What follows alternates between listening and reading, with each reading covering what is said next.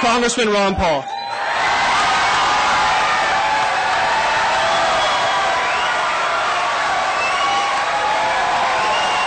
Thank you. The Constitution defends liberty. The purpose of the Constitution is to protect liberty. It is to control the government, not to control the people.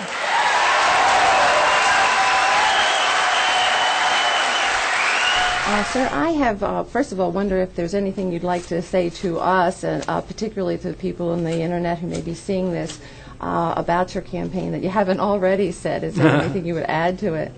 Well, we're still campaigning, and I said I'd continue to campaign as long as there's support and as long as there's money. And the money is there to keep campaigning. And there's a lot of enthusiasm. People want to work through the process. They want to, to have an influence on the platform and become delegates. And so far, our rallies have been every bit as strong as they were before the so-called nomination being closed after McCain got the so-called number of votes. So as far as I'm concerned, the campaign is still going on. Sir, you know, there are a lot of people out there who discuss your campaign. It's very exciting.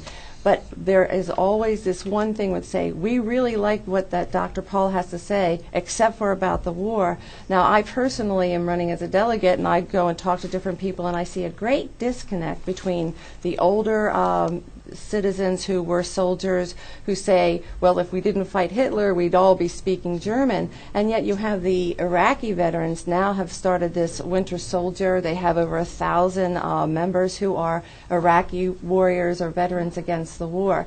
Do you have any idea why there is such a disconnect? Because frankly, that is the sticking point, it seems to me, for many people in your campaign.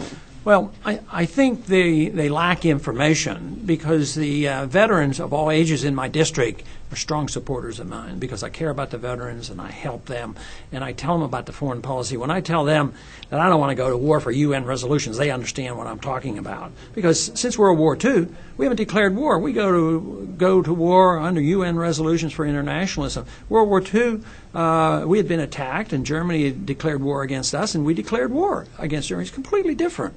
And today we go to war without a proper declaration, and they're political wars, they're UN wars, and they linger.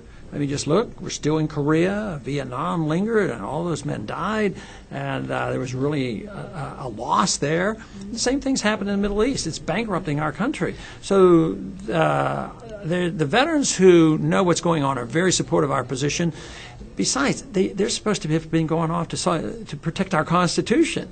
Well, part of the Constitution says you can't go to war unless it's declared. So with a little explanation, I think they would come around to our position. You said earlier that the plan to attack Iraq had already been in play. Or why?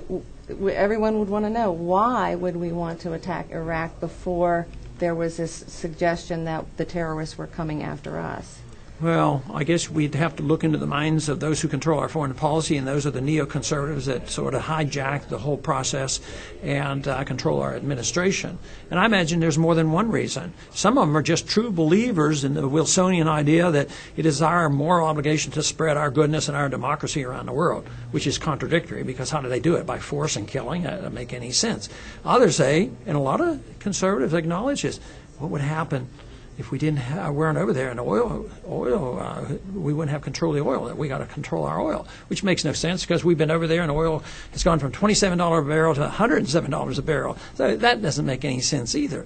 And then the politics of the Middle East can't be ignored either. I mean, the politics of our subsidizing Saudi Arabia for all these years and protecting them to prop up oil, as well as our support for Israel. This type of politics motivates us to do a lot of things. For instance, Saudi Arabia are Sunnis, and they don't like the Shiites in Iran, and they don't like the Shiites who have gained strength in Iraq. So there's a lot of politics there. We ought to just follow our Constitution and mind our own business and only do the things that are necessary to protect our national security. Well, sir, I have a million questions to ask you, but I know that people are waiting. So thank you very much for your time. Thank you. It was a pleasure being with you. Appreciate it.